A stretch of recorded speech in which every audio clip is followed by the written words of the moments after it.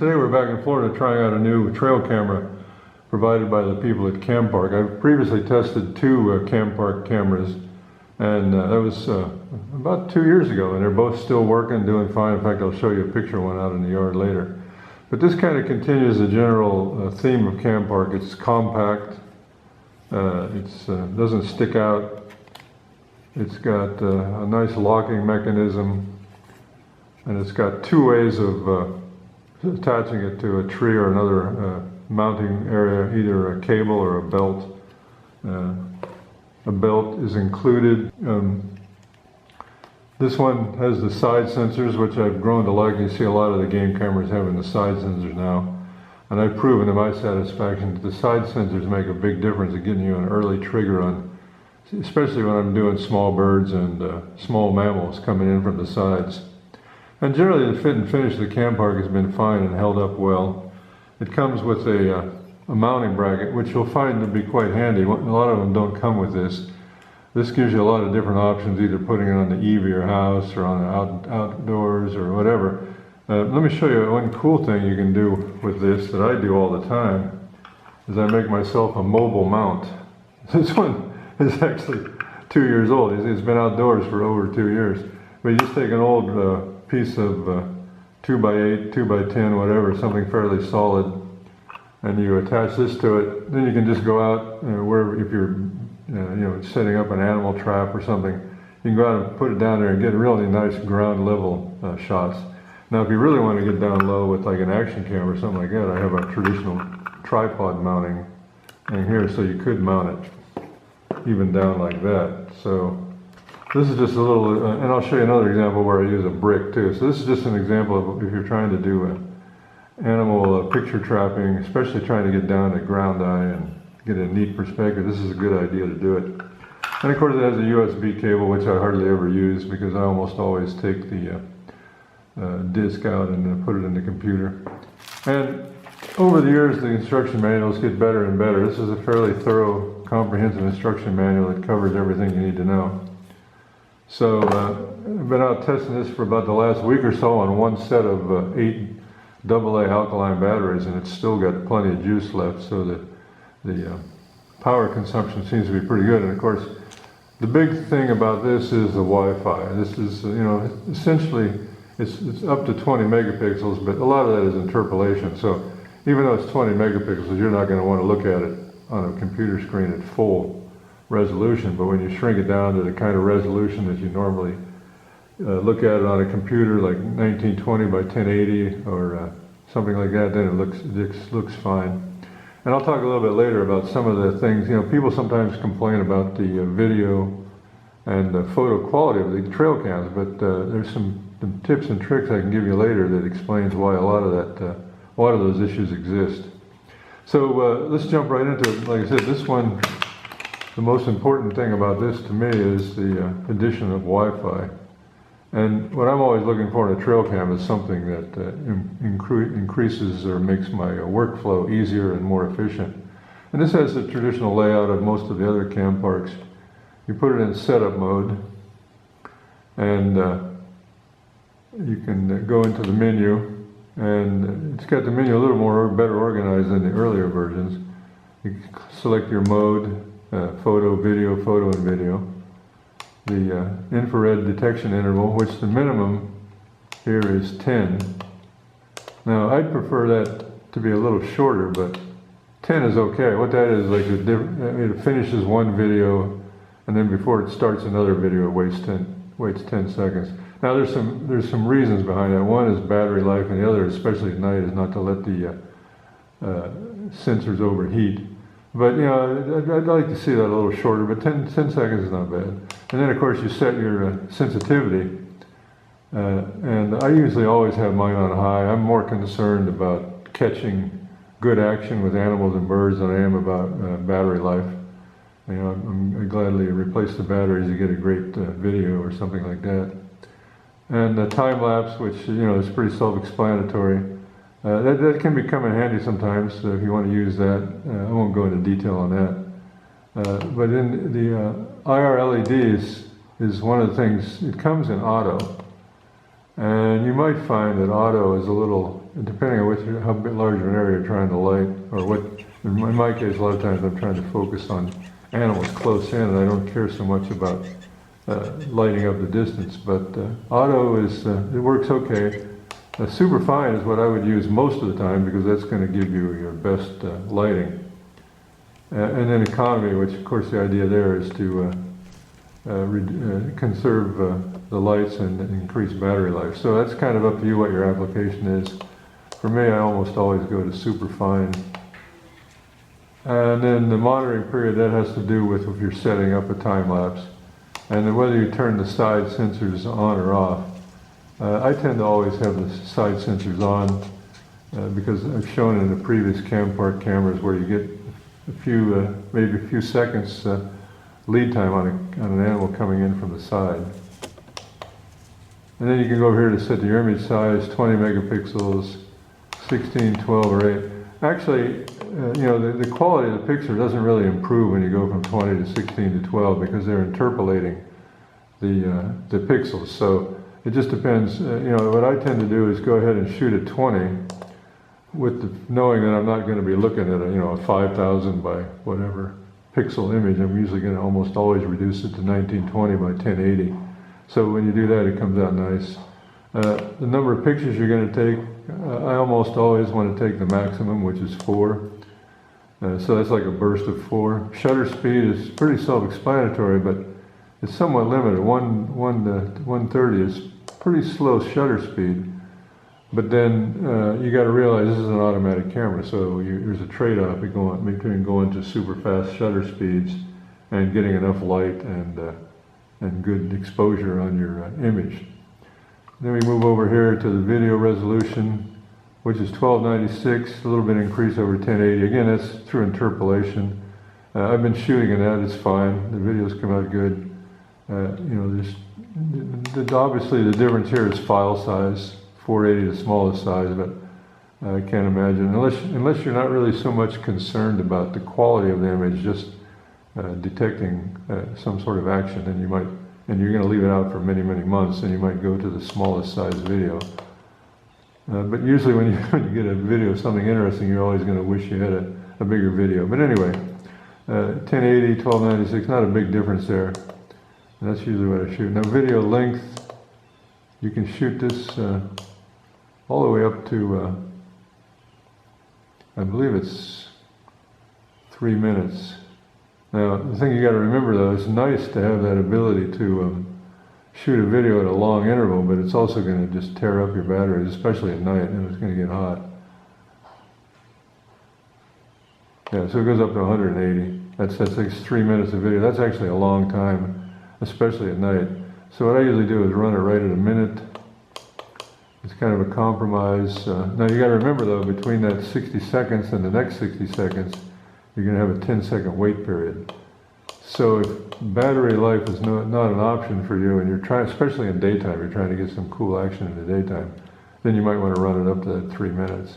And record audio, I always have that, almost always have that on. And I find that the audio with most of the trail cameras is pretty good. The audio with this one, as you'll hear later, is really good. I like it. And audio, of course, is important, especially if you're doing birds. And then here's the general setting, language, revert to the default setting, format the card. And you want to do that when you put a new card in this camera for the first time, is go ahead and format it and start fresh. Sometimes it causes problems if you don't format the card. And of course, set the date and time, the time format, time stamp. Usually I have my timestamp on there, and whether you want the beep, I turn the beep off because you can name your camera, set a password if you want. And this is one of the most important settings on this camera is the Bluetooth. Now if you're going to use the Wi-Fi feature and look at this camera through your smartphone, or look what's on this camera on your smartphone, then you want to leave that Bluetooth in the on position.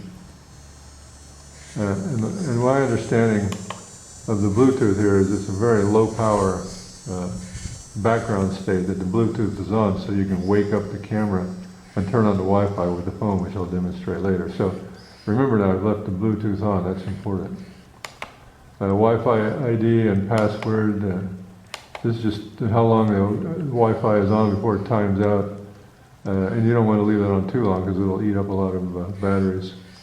Auto power offset, backlight, and version, and so it's pretty much straightforward. So that's all in the setup mode. When you're in setup mode, you get out of the menu, put it in replay mode, and I've got 49 videos on there. We'll look at those later, and you can run through them, and we'll see this later.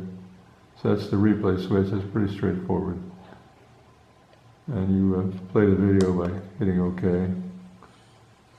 And we got Mr. Raccoon having a little breakfast there.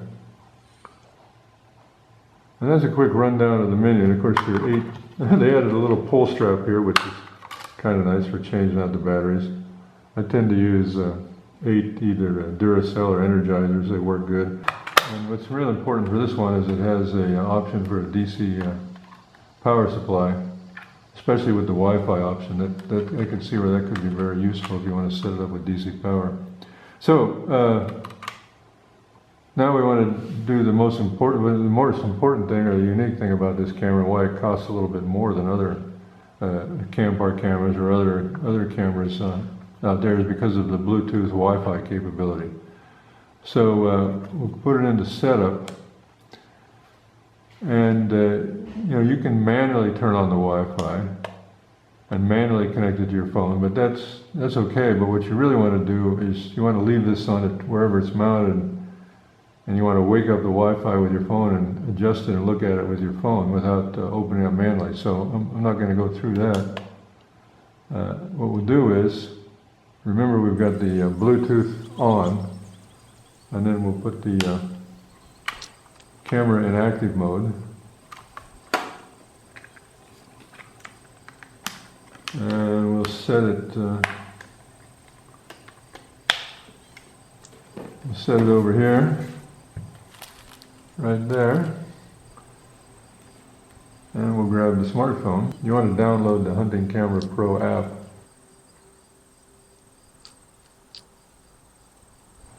Turn on the Bluetooth. I'm going to allow it to go ahead and turn the Bluetooth on my phone. And it scans for the Bluetooth connection.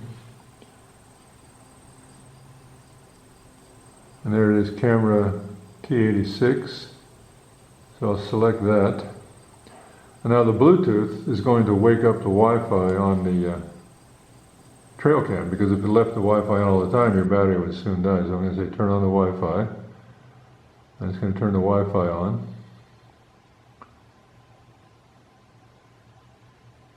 And then I'll go to Wi-Fi setting, and there it is, CamPark. And we'll go ahead and oh, it's already connected. Oh, yeah, we got to use it already, so it's already connected. So now we just go back to the app, and it's going to give me a green check mark and turn on, and there we're seeing a live view of what the camera here is seeing. In which case, it's looking at the box of the camera. Okay, and so from here, you have a live view, and you can either take a video or take a picture. And I've tested this out. The video, you can run the video for, I believe, up to 3 minutes, just like you can normally. So in this case, I'm in video mode. I just hit this, and I'm taking a video now through the camera. Stop that, select picture, and then I just take a picture, and it says pic succeeded. And the best part about this is this would be on a tree or somewhere you have it already set up. Now obviously the advantage of this is you leave it on and you put it in your place, and you can sit with your phone and walk around and make sure you've got it pointed exactly where you want it pointed. But you can go in here now and click on this, and you'll see all the, you get the pictures that were taken and all the videos that were taken. So we can see all the videos that have been triggered this morning and last night. You can download the videos or pictures to your phone as you see fit. In this case, we'll pick the crow. We'll download it. And you can see it's, I mean, it's a fairly large file because I'm running it to 1296. And now the Crow video is being transferred from the device, this, over to the local disk, which is this. We'll go to the local disk, and there's the Crow video that we just downloaded. And I don't know if you, yeah, I think you can, there's the Crow video that we just downloaded.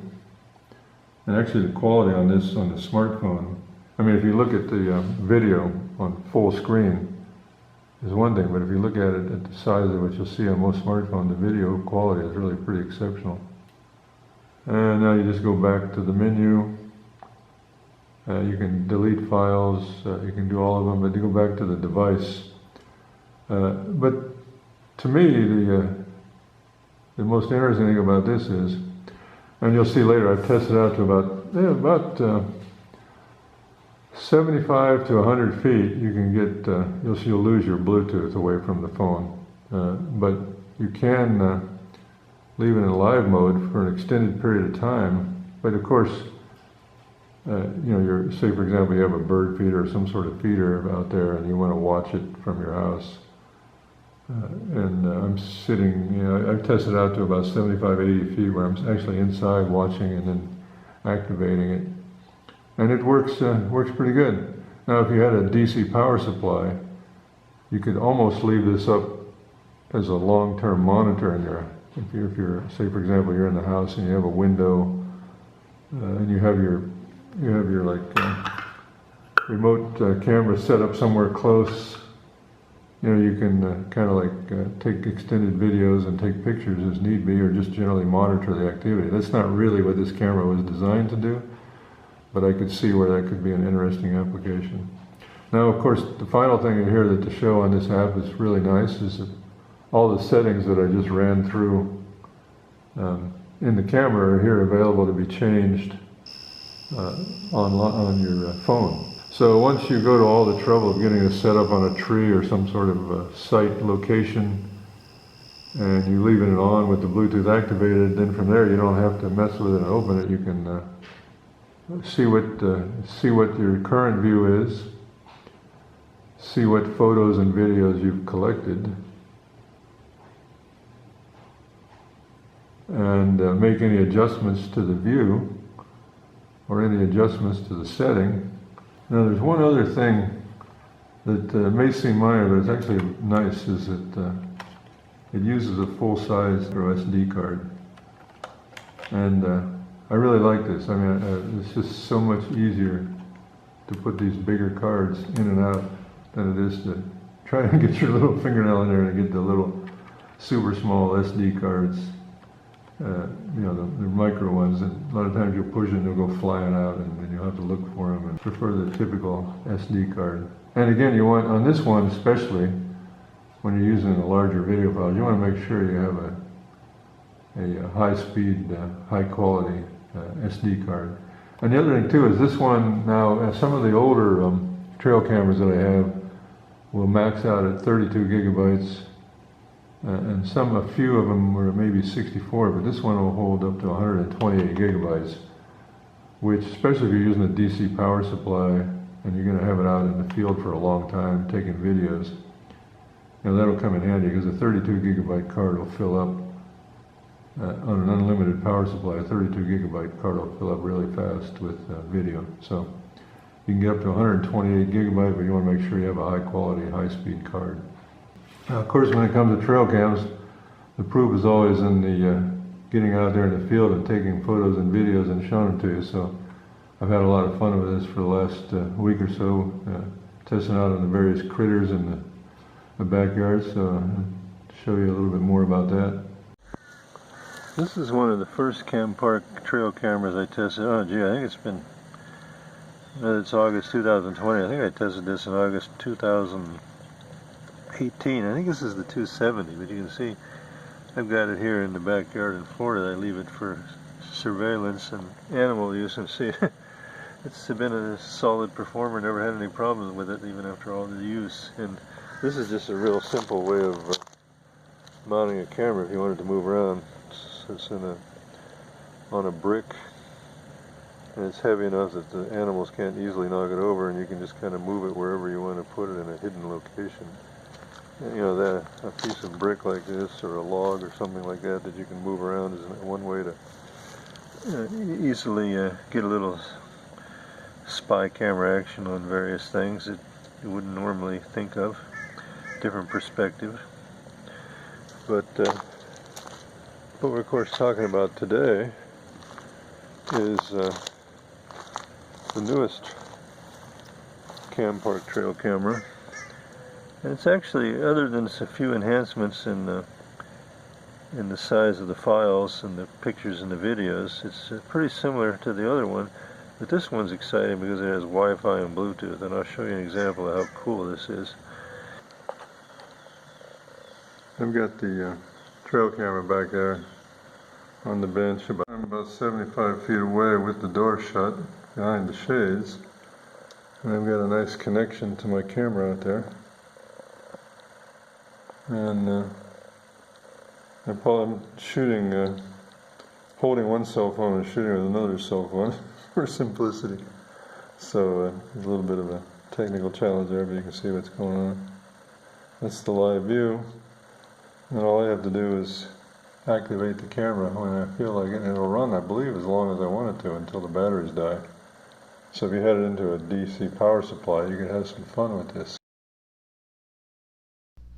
Okay, I wanted to finish up with some advice on the quality of photos and videos with trail cams, specifically this one, the T86, which is similar issues to a lot of them. Like for example, this one here is a nice picture of a blue jay, but it looks like the colors look washed out, and that's largely because the camera is pointed right at the rising morning sun, and there's a blast of strong, bright sunlight coming through right there. And the sunlight really is at the root of a lot of the problems with exposures and quality. You're just not going to get the right color balance and exposure when you're pointing the camera right into the sun like that. Here's another real good example of what happens when you have harsh shadows and harsh sunlight mixed with shadows. It's impossible for the camera, or really any camera for that matter, unless it's a fully adjustable DSLR, to get the right exposure on your subject. So, you know, this is something, this changes all during the day, so you have to be aware of where the sun is in relation to your camera throughout the day. In addition, this type of harsh sun dark boundary like this will cause false triggers during the daytime. Here's another good example of what harsh, in this case, late afternoon light can do to your scene. You can see the bright, shiny area on the green pine trees back there. That's the sun, the harsh sun, and the cardinals and the whole, even the seeds and the surroundings are all washed out by a really harsh sun.